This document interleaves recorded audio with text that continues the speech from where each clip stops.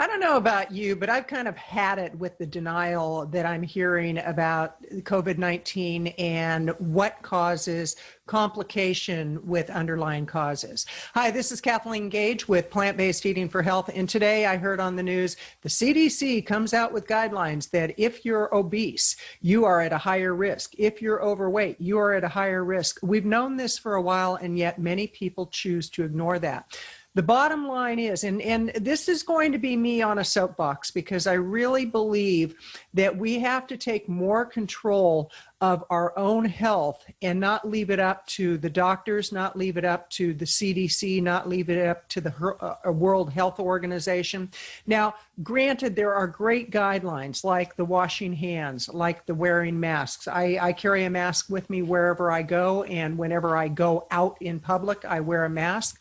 And it's more to protect other people than it is to protect me.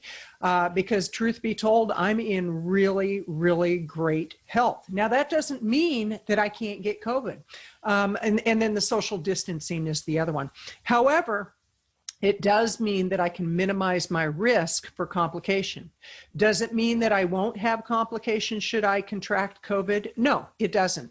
Nothing is 100% guaranteed, but we can increase our chances of survival. We can increase our chances of not having complications. And I'm going to take you over to the CDC website, and I'm going to show you a few things that all of this is directly related to what people are eating. So let's hop over there. So this is the CDC website, and on recent changes, revisions were made on October 6, 2020 to reflect recent data supporting increased risk of severe illness from the virus that causes COVID-19 among adults with COVID-19 who have obesity, who are overweight, or who smoke and have a history of smoking. Okay, we know that. We know that. So why are people denying it? Why are people not doing everything in their power to make the changes? Well, I'll tell you why. We're human. And I know for me, at one point, I was about 60 pounds heavier than I am right now. I was a daily drinker. I've been sober for 36 years. I didn't exercise. I was a great couch potato.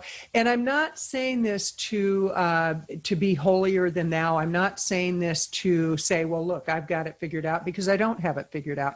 But what I do know is I've minimized my risk by changing my eating and getting rid of all animal and dairy products. That is a fact of life.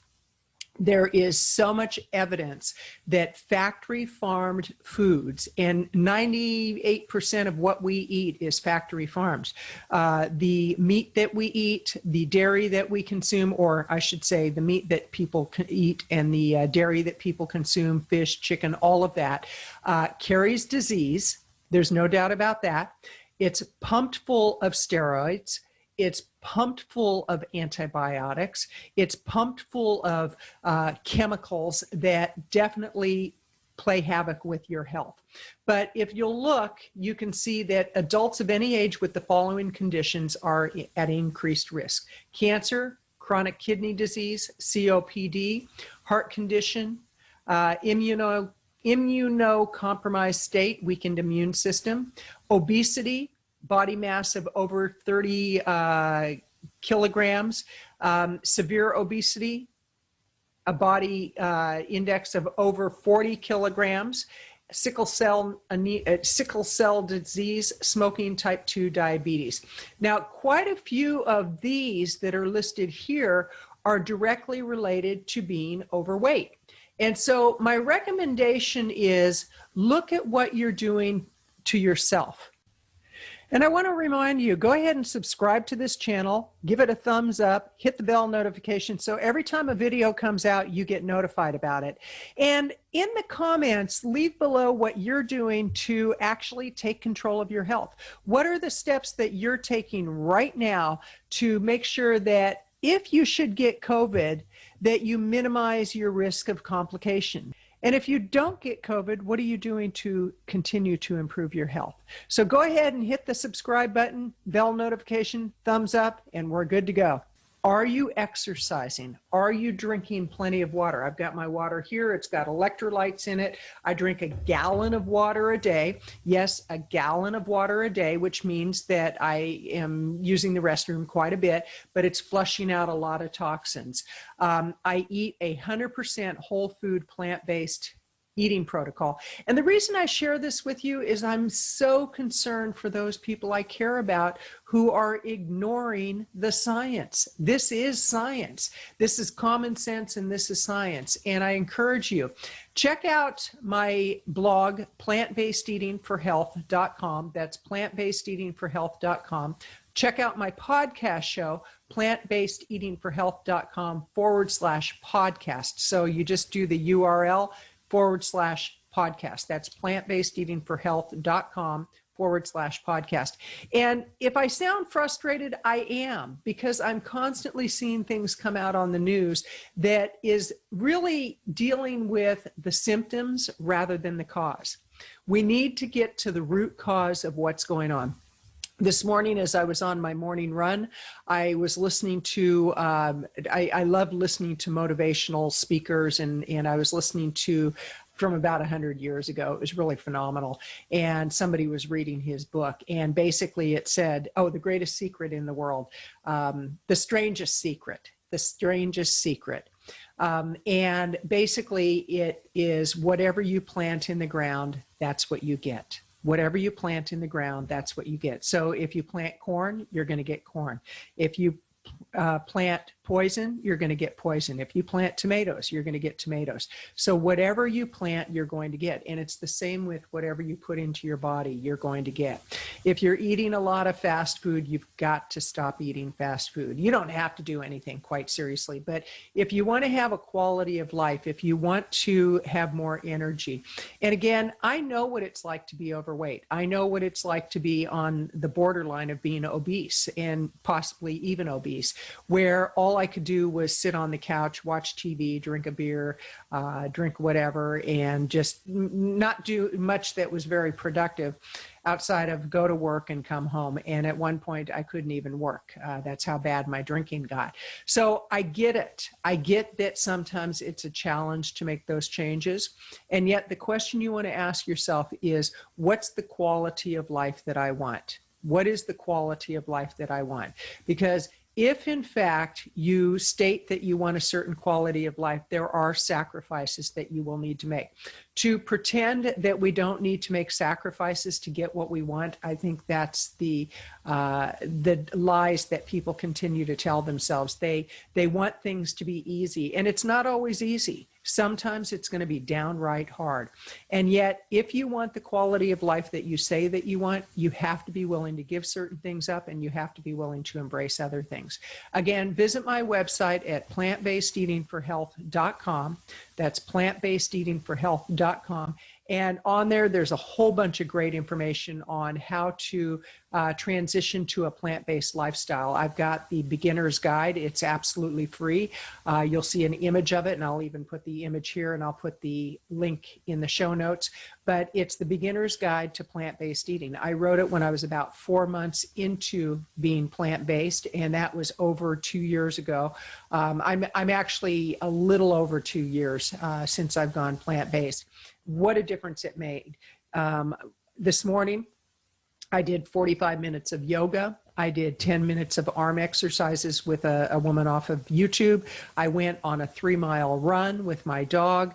I have so much energy, and it's because I'm not putting the kind of foods in my body that are going to slow me down and make me sluggish.